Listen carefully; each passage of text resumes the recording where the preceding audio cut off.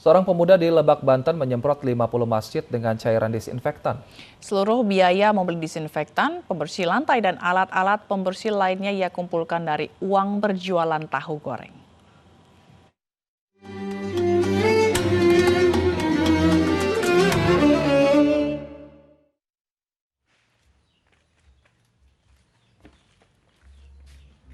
Anggrit Irawan, 20 tahun, membersihkan masjid dan menyemprotkan cairan disinfektan di setiap masjid selama 3 pekan terakhir. Remaja asal kampung Lebak Waru, Desa Cimarga, Kecamatan Cimarga, Lebak, Banten ini sudah mendatangi 50 masjid dan membersihkannya. Mulai dari area kamar mandi, tempat wudhu, dan halaman masjid, ia bersihkan dan diakhiri dengan penyemprotan disinfektan untuk mencegah penyebaran virus COVID-19. Namun tak semua pengurus masjid yang memberinya izin untuk dibersihkan. Banyak pengurus masjid yang mengusir dirinya karena khawatir dengan niat tulus pemuda yang sudah 4 kali gagal mengikuti pendidikan menjadi anggota Tentara Nasional Indonesia (TNI). Biaya yang ia keluarkan untuk biaya operasional tersebut ia ambil dari hasil penjualan tahu goreng yang ia lakoni setiap hari. Setelah melaksanakan pembersihan ini, saya pengen sekali Allah memberikan petunjuk untuk saya kan. Karena saya sudah ditempa kegagalan 5 kali daftar TNI. Jadi saya pengen Allah tuh menunjukkan jalan. Saya itu cocoknya di mana itu kan, selain di TNI atau di kedinasan. Yang penting saya bisa bekerja ataupun bisa membanggakan orang tua dengan anak satu-satunya ini. Kegiatan membersihkan masjid ini didukung oleh ibundanya. Anak tunggal ini dikenal sebagai pria yang santun dan ramah terhadap siapa saja. Ibunda Anggrit sempat khawatir jika anaknya ini menjadi frustasi akibat gagal mengikuti pendidikan TNI untuk keempat kalinya. Anggrit mengaku akan terus membersihkan dan menyemprotkan cairan disinfektan ke tiap-tiap masjid dan musola agar warga tak tertular virus COVID-19 saat beribadah. Dirinya juga berharap akan menjadi seorang anggota TNI dan mengabdikan dirinya kepada nusa dan bangsa. Dari Lebak, Banten, Iskandar Nasution, iNews melaporkan.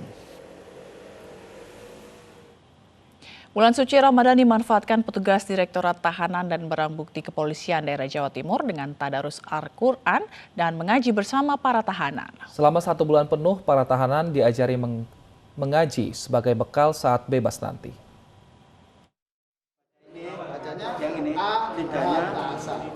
Berada di balik jeruji besi tak membuat para tahanan Polda Jatim ini patah semangat. Meski terkurung dalam penjara, mereka tetap antusias beribadah menyemarakan syiar Ramadan dengan menggelar tadarus Al-Quran dan belajar mengaji. Setiap hari selama Ramadan, kegiatan ini rutin digelar usai salat subuh dan sore hari menjelang azan maghrib. Tim pengajar Al-Quran Direktorat Tahanan dan Barang Bukti Polda Jatim telah menyiapkan tempat khusus bagi para tahanan yang ingin belajar dan memahami Al-Quran lebih dalam.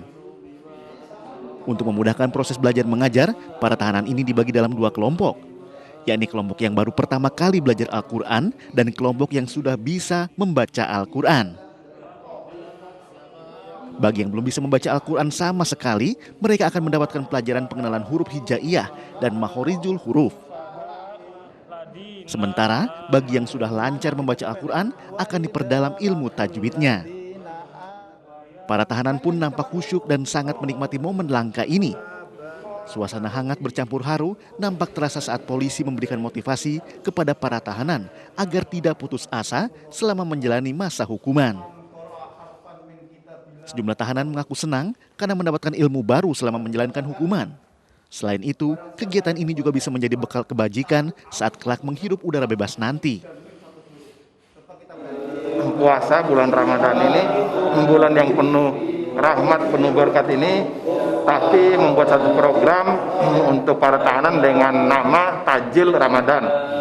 Tahanan mengaji di bulan Ramadan ini kami laksanakan setiap hari sampai nanti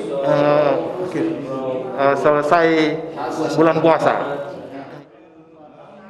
Petugas kepolisian yang menjadi pembimbing para tahanan ini menjadikan bulan suci Ramadan sebagai titik balik bagi tahanan untuk merenungkan segala perbuatan yang telah dilakukan di masa lalu. Dari Surabaya, Rahmat Ilyasan, iNews melaporkan.